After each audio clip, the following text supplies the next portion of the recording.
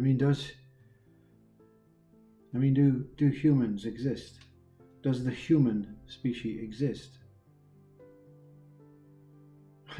Well, of course, the mind.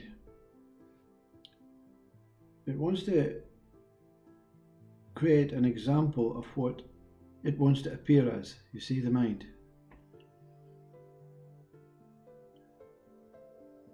There is only mind when you look at the human. The mind, of course, complements the body, or is supposed to complement the body. It's got a bit lost and confused over the centuries.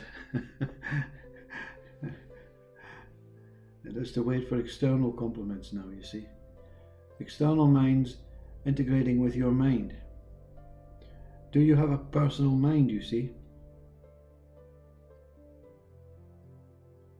Well, there is only one mind, and it's a matrix of infinite possibilities within itself, to do what it pleases within itself, in whatever way or whatever order it wants to create or please within itself. And that really explains your human mind. You can do whatever you want. You're not talking about the body. The body is bound. The body cannot jump off cliffs with no wings. The body appears to be controlled by other bodies, but it's not. It's the mind creating little games within itself to try and overcome certain, parts of the game, until it gets displeased with the game. So I'm not happy with this game. I can't take my body anywhere now without someone questioning me, without another mind questioning my mind. You see, this is not intelligent stuff, you see. This is very basic, simple stuff. Likes of Jiddu Krishnamurti, people used to watch and sit and listen to very basic stuff. Their mind made it feel as if they were being confronted by some superior, intelligent, beyond my limited mind state stuff. But if you listen to Jiddu, he just questions the very simple aspects of the mind. Mind questioning itself. Jiddu's mind questioning the whole mind, you see. We spend our lives questioning our own mind, but now we are integrating it with questioning the mind of those that create war, those that steal and rob.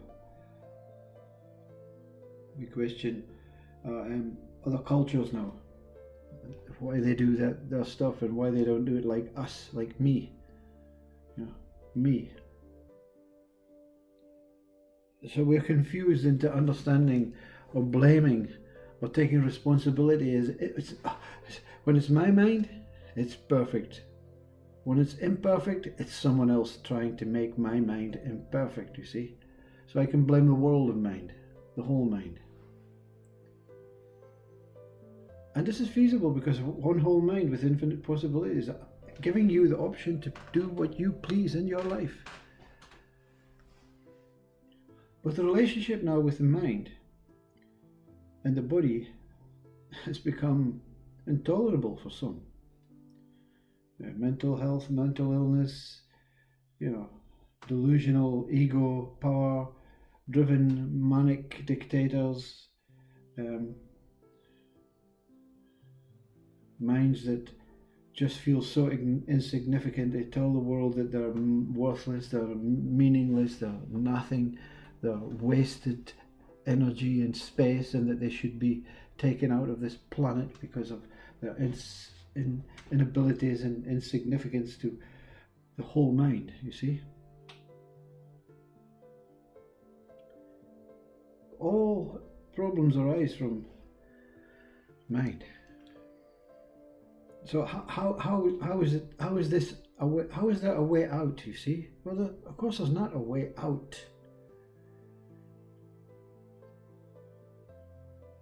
The actuality is the way in. Where is the core of mind? Where does mind arise from? You see? You can look at it as an individual mind or a whole mind. You cannot be separate from one or the other. It's the mind that's investigating itself. Self-inquiry. The mind investigating its own position in life. Its own attributes, its own qualities.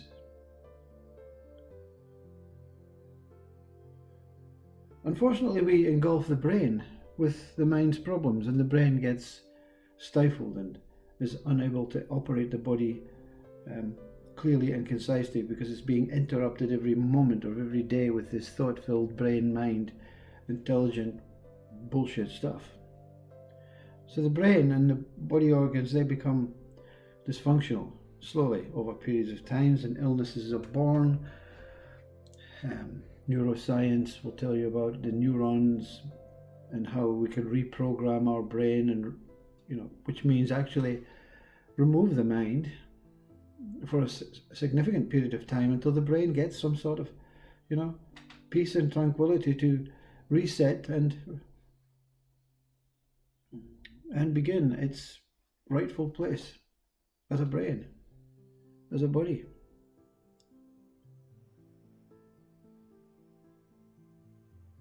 We're not the mind, you see. When you say we are not the mind, it's the mind that you have to talk through. They say God is within us all. Okay, so if God is within us all, is it God that's talking? Well, from the point of talking, yes, but by the time it arises through whatever it is, that umbilical cord from Vishnu, or whatever you believe in, form or formlessness or spirituality or timelessness or whatever, but by the time it arises into your body and is influxed with conditioned program stuff that you've learned, that the mind has learned in its ego state over so many years, it blurbs out something that only makes sense to the ego mind. But within, when there's a deep, deep longing to be free, you don't know how to express yourself without this mind. And this mind does not express itself. Now, when you taste enlightenment, you'll see even the best poets, even the most profound stories, the most Zen parables, or I don't know what you call these things, but the most wisest of quotes, the most deepful meaning, even that's not enough. Even that is not enough to express the truth of what one is. We lived without mind for centuries, like an animal. Basic, simplistic, survival, primitive mind. And we have evolved this mind into some ways of saying, let's be better.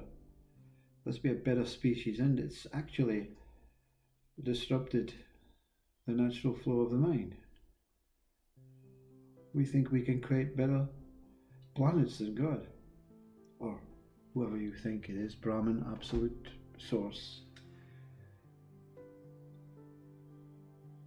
Mind is just a confused state. Yes, you can go beyond mind, removing the thoughts or denying the thoughts, and attain some sort of nirvana, enlightened state. But you'll not escape the body of human. Humans will always remind you you're a mind. Always remind you you're insignificant, you're powerful, or you're a failure, or you're going to die, or you were born, or you're infinite and you're immortal, or you're wasting your whole life, trying to help others, or you're wasting your whole life if you don't help others. The two opposing states of ego will always come in and engulf you and tell you you're rubbish, your life is rubbish, And it's like anything else, you have to go through the rubbish to find freedom on the other side. But to actually admit that there is rubbish is the problem. There's no rubbish, there's no mind. Mind is just an energy, a source. It's temporary, it comes, it goes. The thoughts, they don't maintain power until you, the body,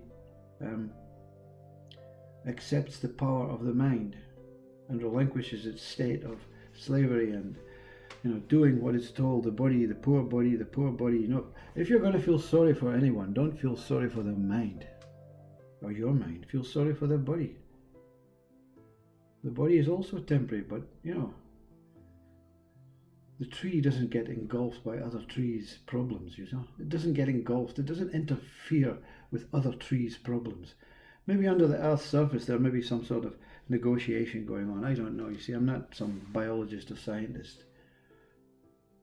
But we were always encroaching ourselves on other people, on other one's problems, and telling people the news and what's going on and stories and all that stuff, and making their life happy or miserable or whatever. We just cannot help being a leech onto other humans and other minds, because we are whole, you see. So you don't have to apologize for it. You just have to say, well, yeah, okay, it's because I want the world to be whole, my world to be whole, and your world is your mind. That's all it is. The world is not an existing place. The Earth, we can say the Earth is a planet. Where is the world, you see? The world is just that, what is gathered and encompassed and put into a category of mind. My world is my mind. My brain is not my mind. My body is very simple, subtle mind, animalistic mind. It knows when not to touch the fire. It doesn't need someone to say, don't touch the fire, a thought to say, this is too hot. The body leans forward and goes, oh, I'm not going to do that again. Anyway, freedom is to escape the mind. But you'll struggle in life, even though you're happy inside and overwhelmed and content with that state of peace and tranquility and freedom. You'll always be confronted by another's mind or your mind, past mind, memory mind, the mind of opposing values.